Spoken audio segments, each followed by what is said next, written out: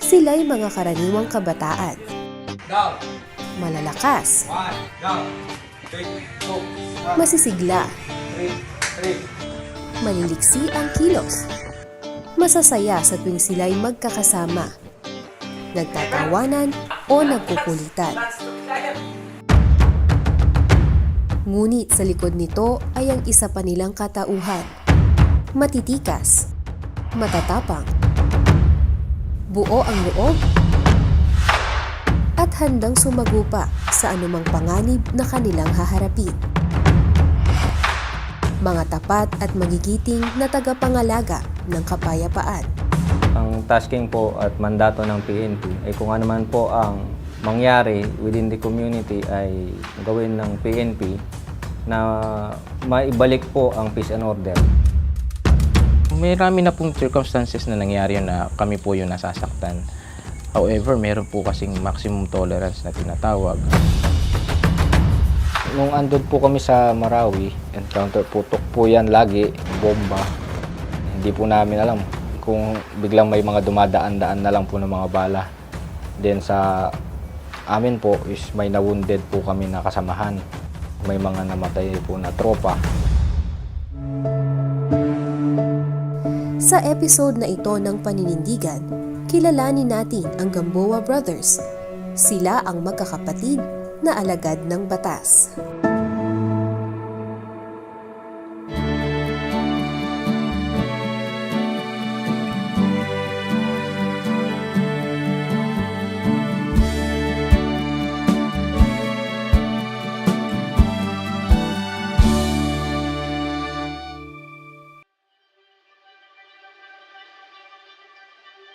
Panganay sa Gamboa Brothers na pawang mga pulis si Jeffrey, 33 taong gulang. In-explain po sa amin ng aming ama na sa PNPA, sa government service ka na nga po niyan. Dito pa rin ho sa Pilipinas, so anytime, or kung meron mang emergency, at least makakauwi pa rin po. Kasi ayaw ho ng tatay namin na magkahiwa-hiwalay po kami.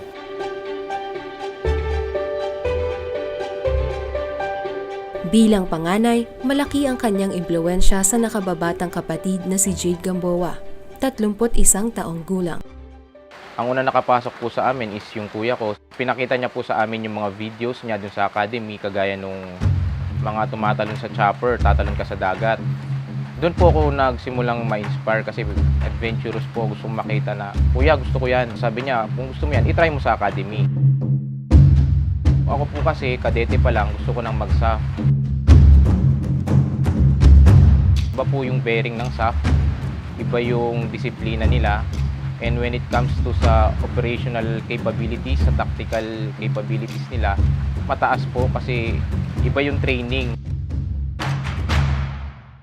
Hindi pa man nakatatapos sa Philippine National Police Academy si Jade, ay sumunod na sa kanyang yapak ang nakababatang kapatid na si Jim, 29 na taong gulang.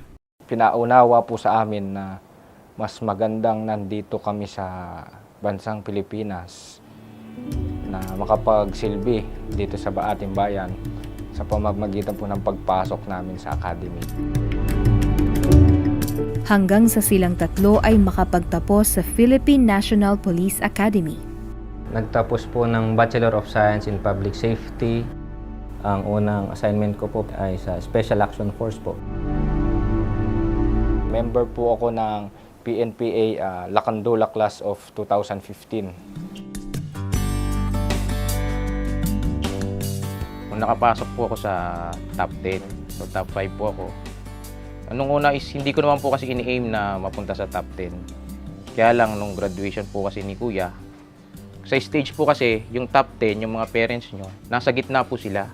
Meron po silang allotted na upuan. Maganda kung nandun sina mama, sina tatang doon sa gitna. So, nag-strive po ako nung mga 4th year na, first class cadets na, para makahabol po sa merit. So, luckily naman po is nakapasok po sa top 5. Iba po yung pakiramdam kasi nakita ko po agad yung parents ko na nandun. And very proud po sila, pati po yung kuya ko.